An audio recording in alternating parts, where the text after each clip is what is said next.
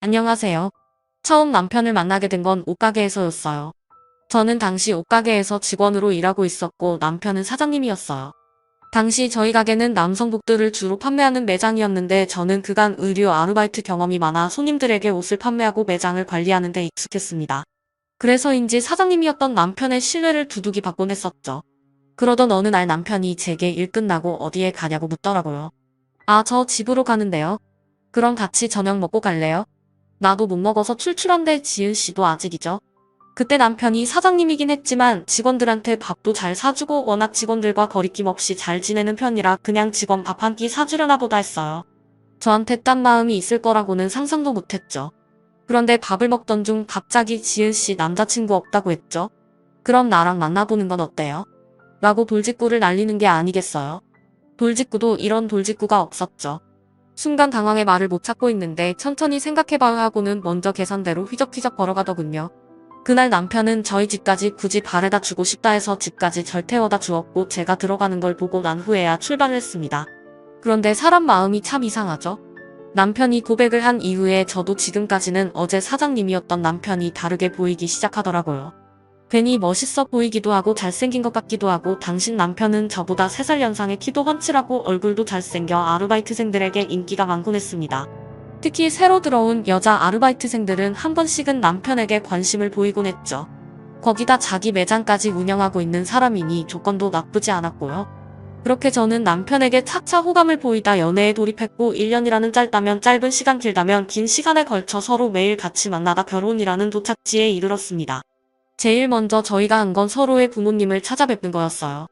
저는 일찍 아빠가 돌아가시고 엄마 밑에서 커서 저희 엄마만 남편을 보면 되었는데 예상대로 엄마는 남편을 무척 좋아하셨어요. 착실하고 예의도 바른 것 같다면서 말이죠. 그런데 아무래도 시부모님을 뵙는 자리는 좀 걱정되었어요. 하지만 걱정과 달리 시부모님께서는 그래 지은이라고 했지. 아우 예쁘게 생겼구나 얼른 오렴 이제 우리 한 식구니 시어머니라 너무 어렵게 생각 말고 편하게 부탁하고 싶은 거 있으면 다 하며 저를 반갑게 맞이해 주시더라고요. 그때 찬바퀴에 기름칠이 잘 된 것처럼 모든 게 착착 들어맞다는 생각이 들었어요. 하지만 제가 그 믿음이 깨지게 된 건 불과 결혼하고 나서 반년도 채 되지 않아서였어요. 저희는 결혼 후 원래는 함께 매장을 운영하기로 했는데요. 제가 갑작스레 다른 의류회사에 취직을 하면서부터 저는 회사로 남편은 가게로 출근을 하게 되었습니다. 그런데 어느 날부터인가 남편이 점점 집에 늦게 들어오기 시작하더라고요. 오빠 오늘 늦어. 나 오빠랑 같이 저녁 먹으려고 기다리고 있었는데 오빠 좋아하는 아구찜 해놨어. 아 나 오늘 늦는데 재고 정리할 게 많아서 어떡하냐? 너 혼자 먹어야겠다. 정리하고 가면 늦을 것 같아. 그래? 알겠어. 어쩔 수 없지 뭐 처음엔 일 때문인 줄만 알았죠. 저도 옷가게에서 남편과 같이 일했지만 재고를 정리해야 하는 날엔 집에도 가지 못하고 밤새 같이 정리를 하곤 했었거든요. 그래서 남편의 말을 납득하고 이해했죠. 그런데 문제는 점점 아무 이유도 없이 늦는 날이 많아지는 거였습니다. 그러면서 제가 뭐라고 하면 넌 왜 자꾸 바가지를 굽냐? 하던 대로 해 하던 대로 일도 하고 술 한잔 하다 올 수도 있지. 하고 되려 자기가 더 성질을 내는 거였어요. 남들은 신혼생활이니 뭐니 웃으며 즐거워할 때 아내가 일찍 들어오라는데 거기에다 대고 저런 말을 하는 남편. 이해가 되시나요? 저는 순간 가슴속에서 열불이 나 어느 날은 참다 남편에게 빽소리를 지르고 말았어요. 지금 장난해? 오빠 이거 몇 번째야? 그놈의 일 핑계 그만 대고 당장 들어와. 안 그럼 이혼이니까. 제 말에 남편은 겁을 먹은 건지 그제야 조심스레 집으로 기어 들어오더군요. 그러면서 제게 하는 말이 앞으로 자기 하는 일에 간섭하지 말라는 식의 말들을 늘어놓더라고요. 기가 막혔어요. 여보 우리 지금 결혼한 지 1년도 안 됐어. 그럼 일찍 들어와서 나랑 연애할 때처럼 시간도 보내고 할 수 있잖아. 우리 서로 결혼했다고 소홀해지지 않기로 했잖아. 누가 소홀해진대? 그게 아니고 나도 일이 바쁘고 하니까 서로 각자의 시간을 좀 갖자는 거 아니냐? 왜 말귀를 못 알아들어? 뭐 지금 누가 누구 보고 말귀를 못 알아듣는데 당신 말 다 했어. 그렇게 그날 저흰 처음으로 격한 부부싸움을 하게 되었고 그리고 일어나면 눈도 서로 안 마주치는 냉정기를 갖게 되었어요. 제가 좀 풀어보려고 다가가도 남편은 여전히 늦게 들어오고 술 냄새만 뿔뿔 풍기고 있으니 언젠가부터는 상대하기도 싫더라고요. 결혼은 내가 왜 했나 싶고 이 사람이면 함께 행복할 수 있을 줄 알았는데 어디서부터 꼬였나 싶었어요. 정말 별의 별 생각이 다 들었던 것 같아요. 그렇게 저는 신혼 1년 차 하루하루를 눈물로 보내게 되었어요. 하지만 가뜩이나 힘든데 여기에 더 저를 힘들게 했던 사람이 바로 저의 시어머니였어요. 얘, 너 우리 진원이 밥 챙겨 먹였지? 걔는 내가 어렸을 때부터 뜨뜻한 밥 해먹여서 밥은 꼭 따뜻하게 해줘야 해. 괜히 냉장고에 밥 넣어놓고 전자레인지 돌리지 말고 밥은 꼭 새밥으로 해라. 어? 아, 맞다. 그리고 너 이거 여기 먼지 좀 봐라. 내가 냉장고 정리는 수시로 하라 했잖아. 안 그럼 먼지 쌓인다고. 네, 어머니. 밥은 잘 해먹이고 있어요. 걱정 마세요. 원래 시어머니는 저희 부부가 살았던 서울에서 동떨어진 지방에 살고 있으셨어요. 그런데 갑자기 시아버지가 돌아가시면서 살던 집을 정리하시고 이곳 근처로 오시겠다고 하더라고요. 아무래도 시아버님 돌아가시면 혼자 사시는 게 얼마나 적적하실까 싶어 안쓰러운 마음에 이리로 오시라고 알겠다고 말했지만 솔직히 이럴 줄 알았다면 반대했을 겁니다. 우선 저희 집 바로 옆동으로 이사 오실 줄도 몰랐고 밥 먹듯이 매일 드나드실 줄은 상상도 못했거든요. 어떻게 보면 이 기회에 아들이 매일 늦게 들어오고 술 마시고 하는 걸 보시게 되니 잘된 거라 생각하기도 했어요. 그런데 웬걸 얘 남자가 밖에서 일하고 돌아다니면 술도 마시고 할 수 있는 거야. 그런 것도 못하면 어떻게 사회생활 하니? 너도 사회생활에서 알잖아. 그러니 그런 거 가지고 괜히 얘 피곤하게 뭐라 하면 안 된다. 너, 내가 우리 아들을 잘 알지만 우리 아들은 건전하고 바르게 큰 애라 딴 짓은 안 해. 하고 말씀하시더라고요. 어머니, 저도 사회생활 해봐서 아는데요. 회식 자리는 참석하는 게 맞지만 진난 씨는 사장님이잖아요. 일주일에 두세 번씩 회식 자리가 있는 게 말이 되나요? 그럼 그걸 자기가 주도했단 말인데 말이 안 되지 않을까요? 어머, 너 어디서 말대답을 그리 따박따박 하는 거야? 니네 집에서 그러라고 가르쳤어. 그리고 지금 내 앞에서 우리 아들 헐뜯은 거야? 너, 내 남편 그렇게 헐뜯으면 좋으니? 우리 진한이가 무슨 알코올 중독자도 아니고 남자가 그 정도 술 먹는 건 괜찮은 거야. 아무것도 모르면서 이 애는 시어머니한테 말대답이나 하고 너 당장 나한테 사과해라. 말도 안 되는 이유로 제게 수치심을 안겨주며 죽어라 아들 편을 드는 시어머니를 보니 할 말이 없더라고요. 시어머니가 물론 무조건 제 편을 들어주리라 기대하진 않았지만 솔직히 허탈했어요. 시집 오기 전엔 귀한 며느리가 우리 집에 와서 좋다. 친엄마처럼 잘해줄게 하시던 분이 대놓고 구박에 잔소리에 거기다 철없는 남편 편까지 자처하시니 실망스럽고 사람을 너무 쉽게 믿은 제가 싫어지기까지 했어요. 결국 기댈 데가 친정밖에 없더군요. 엄마 뭐해? 엄마 일하지. 왜 무슨 일 있니? 아니 그건 아니고 그냥 엄마 목소리 듣고 싶어서 전화했어. 목소리 듣고 싶다는 애가 왜 이리 힘이 없어? 무슨 일 있어? 사위가 힘들게 해? 엄마의 따뜻한 목소리를 듣자 곧바로 제가 가진 고민과 슬픔을 죄다 엄마에게 털어놓고 싶었어요. 엄마에게 다 털고 나면 조금은 저도 후련해질 수 있을 것 같았어요. 그런데 막상 엄마 목소리를 들으니까 또 입이 안 떨어지더라고요. 시집간 지 얼마 되지 않은 딸이 이러고 산다 하면 엄마 마음이 너무 상할 것 같았어요. 그래서 그냥 아무 일 없다 하곤 서둘러 전화를 끊고선 혼자 엉엉베개에 얼굴을 묻고 울었습니다. 그때 제 모습이 지금 생각해도 너무 초라해서 그날만 생각하면 아직도 가슴 언저리가 아파오곤 해요. 그렇게 남편은 점점 집에 들어오지 않고 그러던 어느 날 일이 터져버렸어요. 어쩌면 예상했어야 할 일일지도 모르겠어요. 어느 날 남편이 술에 취해 들어와 잠꼬대를 하는데 어떤 여자의 이름이 들리더라고요. 민정아 민정아 남편은 잠꼬대를 하면서도 실실 웃었고 그러면서도 계속해서 그 여자 이름을 중얼거렸어요. 순간 기분이 쎄하더라고요. 저는 곧바로 평소 안 하던 짓을 했어요. 남편의 휴대폰을 찾아 뒤진 거였죠.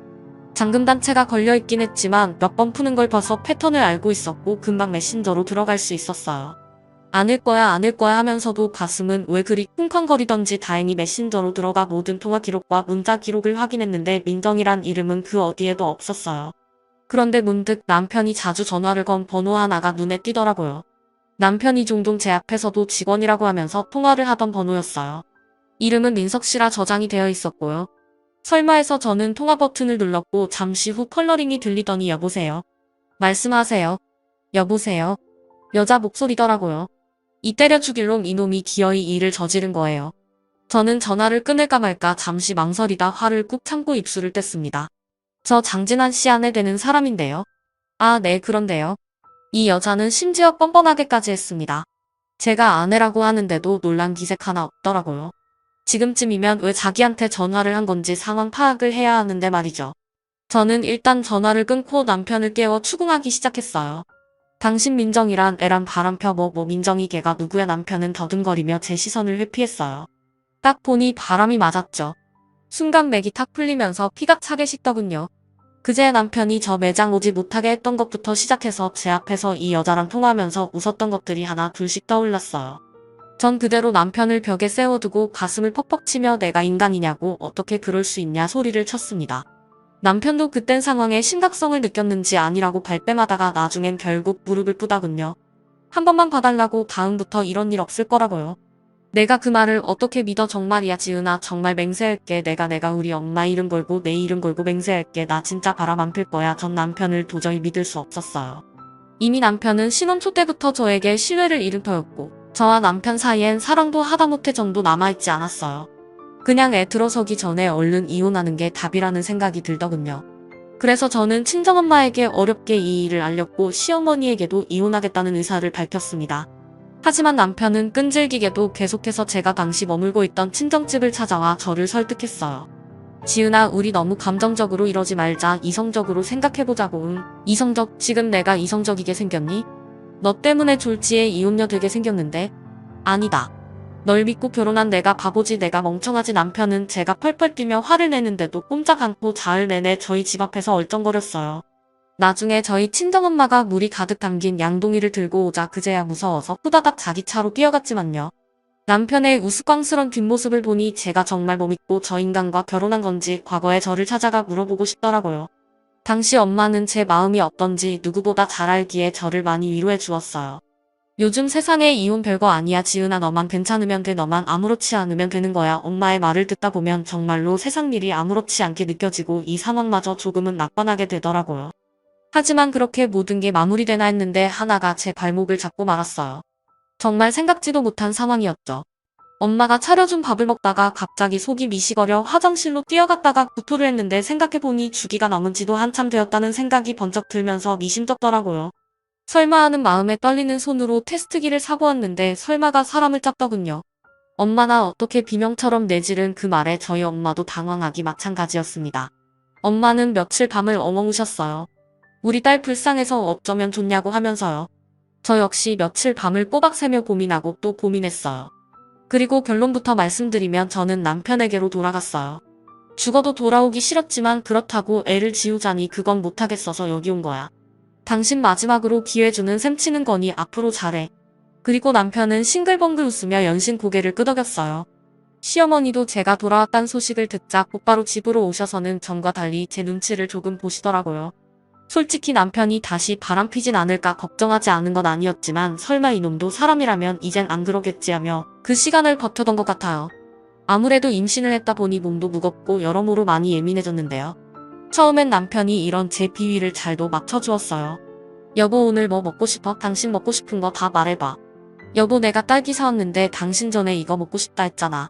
자, 입 벌려봐. 그간의 일을 만회하고 싶었던 건지 그래도 태어날 핏줄이 자기 핏줄이라 정신이 든 건지 이유가 뭐가 됐든 어쨌든 저는 남편의 그런 모습이 싫지 않았어요. 마음이 열린 건 아니었지만 남편이 옛날 연애적처럼 저에게 살갑게 군이 내심 봉변당할 일은 없어 다행이라고 생각했어요. 그렇게 10달을 품에 안다 무사히 아이를 낳게 되었고 저도 귀중한 내 아이를 품에 안게 되었어요. 아이를 낳게 되자 출산 때의 고통은 온데간데 사라지고 이런 어여쁜 아이를 잘 돌봐야겠다, 잘 키워야겠다는 생각이 강하게 들더라고요. 다름 아닌 그 누구의 아이도 아닌 내 아이니까요. 근데 문제는 이 모든 책임을 저 혼자 떠안아야 한다는 거였어요. 여보, 오늘도 늦게 들어와. 말했잖아, 출장 간다고. 넌 알면서 뭘 꼬치꼬치 캐먹고 그러냐. 그럼 우리는 주말에 잠깐 나들이 가기로 했잖아. 뭔 놈의 나들이야. 야, 애도 밖에 잡고 다니면 추워. 그냥 집에 있어. 애를 낳자. 남편은 출장을 잡고 수시로 외박을 하며 밖으로 돌기 시작했어요. 제가 애 좀 봐달라 사정해도 일 바쁘다며 돈 버는 남편 귀찮게 굴지 말라는 식으로 말하더군요. 거기다 독박 육아에 지쳐 힘들어하자 이런 절 보고 시어머니가 하시는 말이 과간이었어요. 얘 원래 애는 여자가 돌보는 거야. 그걸 왜 내 아들에게 다 넘기려 하니. 옛날엔 아들 셋 넷을 줄줄이 낳아도 너처럼 불만 하나 없이 다 잘 돌보고 키웠어. 넌 어째 매사에 불만이 그리 많은 거냐. 그리고 애도 혼자 못 돌보면 그게 여자니? 어머니, 그게 아니고요. 제가 애기 보고 있으면 청소기 몇 번만 돌려줘도 고마울 텐데 이 사람은 정말 손 하나 꿈쩍 안 해요. 심지어 자기 애인데도 놀아주기는커녕 얼굴 몇 번 보고 그냥 들어가 버린다고요. 관심이 아예 없어요.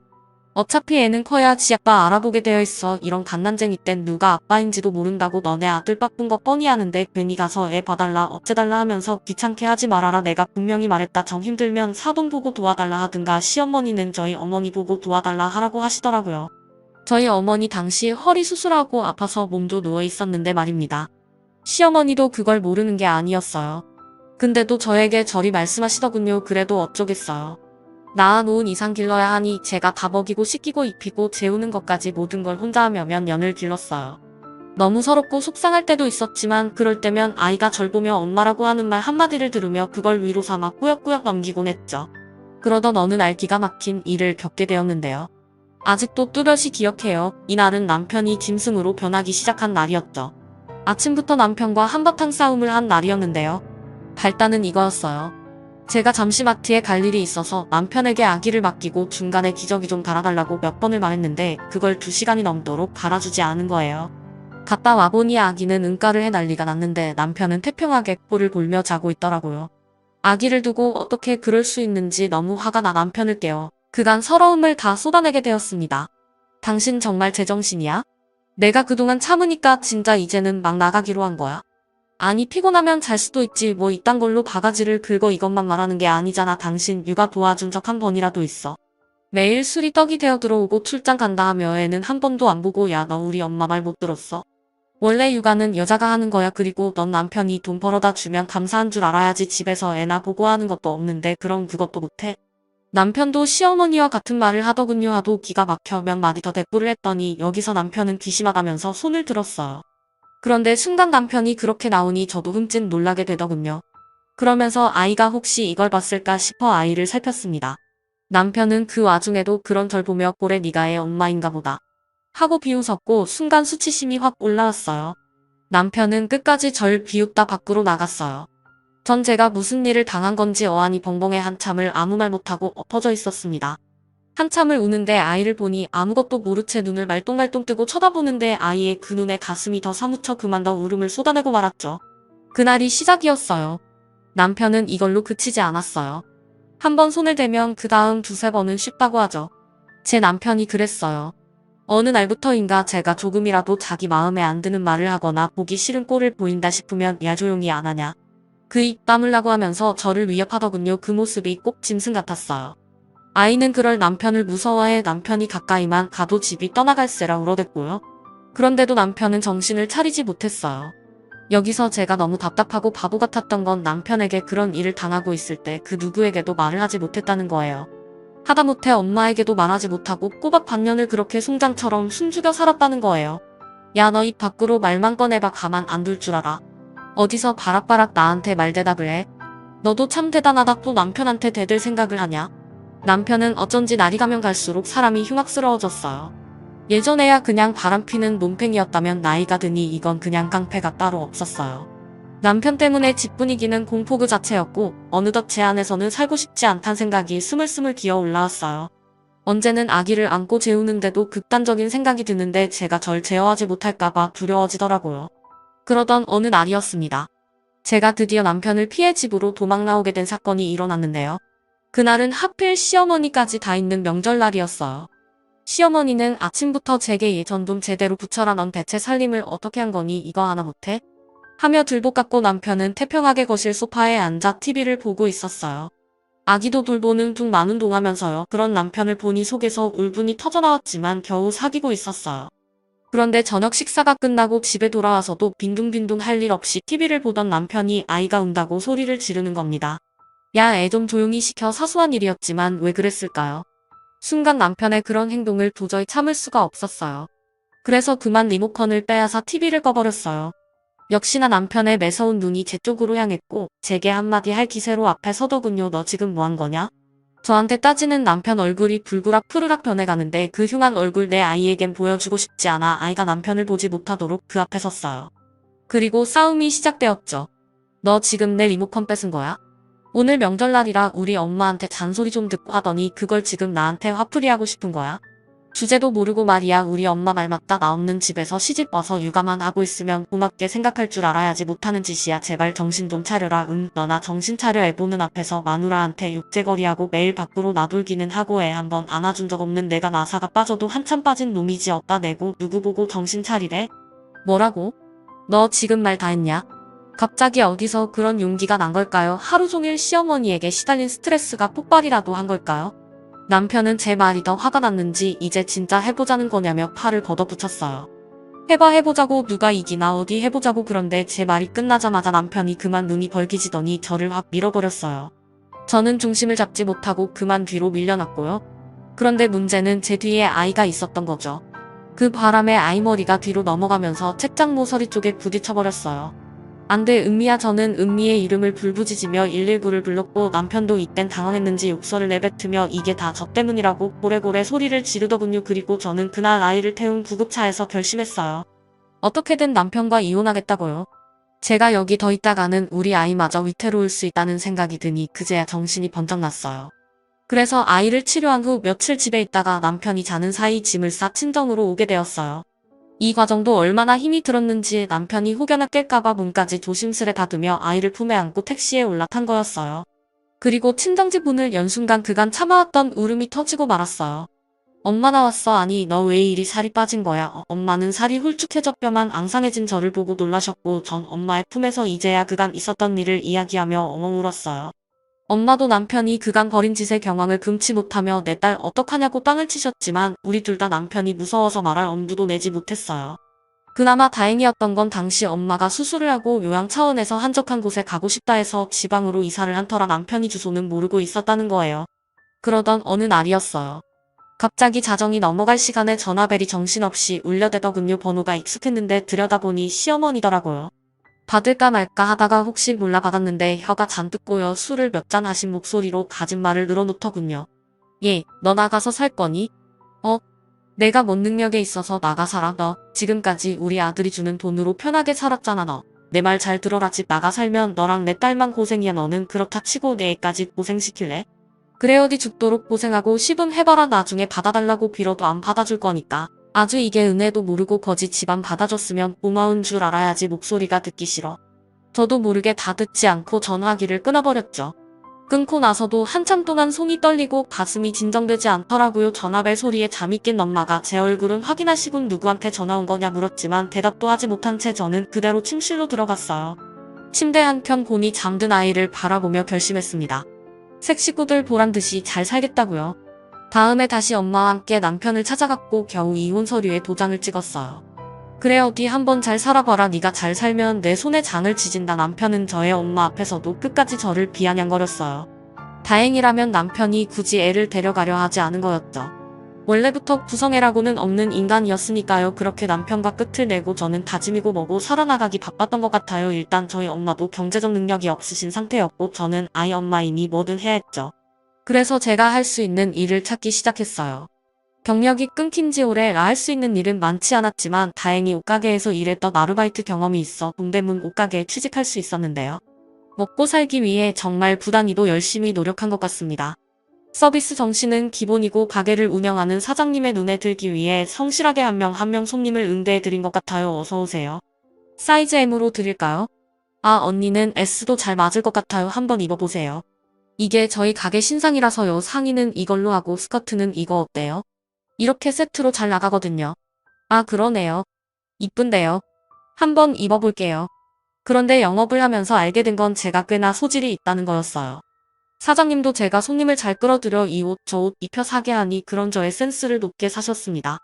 동대문에선 외국인 손님도 상대했어야 했기 때문에 영어나 일본어도 틈틈이 공부해서 손님들의 요구를 잘 파악하려고 노력했어요. 그렇게 착실히 명령하니 돈이 벌리고 또 모이더라고요. 그 돈으로 집세도 낼 수 있었고 엄마 병원비에 우리 아이 식비도 다 대줄 수 있었어요.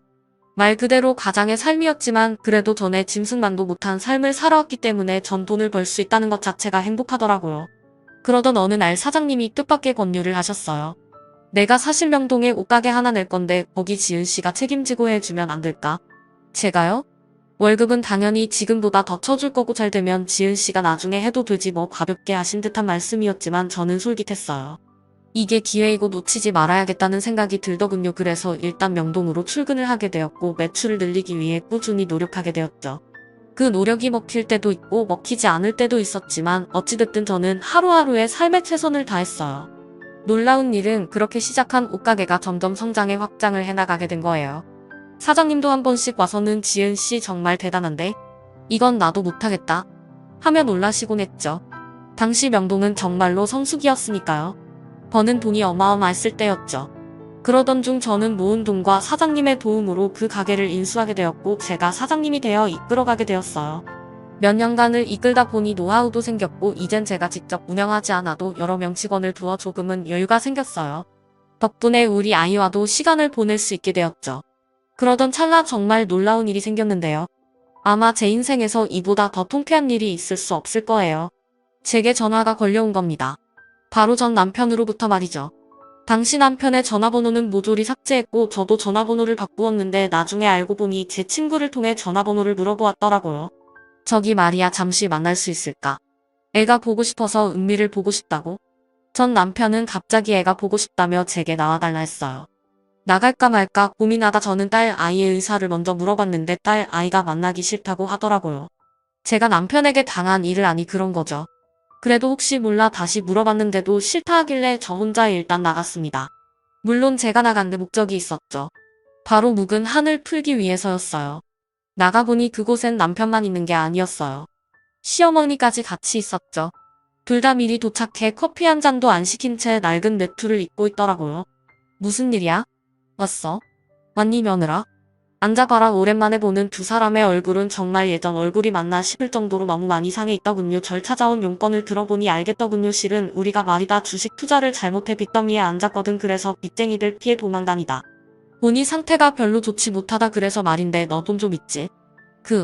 내 아들이 내 SNS인지 뭔지를 봤는데 내가 어디 큰 가게도 가지고 있고 거기 사장님이라며. 그럼 우리 좀 도와줄 수 있겠다 그지? 나는 몰라도 얘네 딸 아빠잖냐. 절 보자는 용건이 이거였어요. 그러니까 제가 어머님과 이 사람을 거두어 달라고요. 꼭 그렇다기보단 아님 내가 돈이라도 좀 빌려주면 우리가 몇 배로 갚아주마. 우리가 그 방면에서는 아주 도사들이야. 어머니 돈 아끼니 못하는 소리가 없네요. 도사들인데 이렇게 되셨나요? 죄송한데 저는 돈 못 빌려드리고 애 아빠라는 이유로 부양할 의무 없습니다. 그런데 제가 일이 세게 나오자 역시나 남편이나 시어머니나 본색을 드러내더군요. 남편은 곧바로 욕설을 내뱉었고 시어머니는 인상을 팍 찌푸렸어요.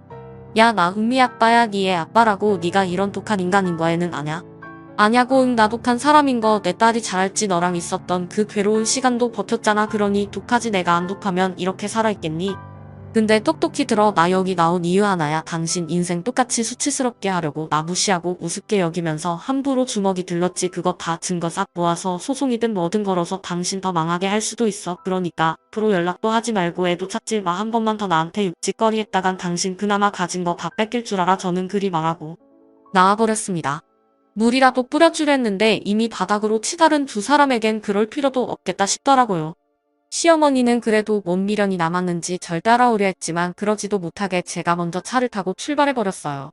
요즘 저는 시원하게 복수를 해서 그런지 10년 묵은 갈증이 내려간 것처럼 가슴이 시원해요. 사실 떳떳한 삶을 살고 있으면서도 한 번쯤은 길거리에서 우연이라도 그 인간들 얼굴 마주치고 싶었는데 이렇게 직접 전화까지 걸어주니 얼마나 고마운지 몰라요. 어쨌든 저와 저희 딸 힘든 풍파를 견디고 살아온 만큼 앞으로 더 잘 살아가겠습니다.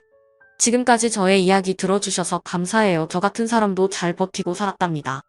혹여나 지금 어딘가에서 힘든 시간을 살고 계실 여러분들도 오늘 하루 부디 힘내세요. 여러분 사연 댓글에 응원과 현명한 조언 부탁드려요. 좋아요와 구독은 저에게 큰 힘이 됩니다. 오늘도 좋은 일 가득하세요.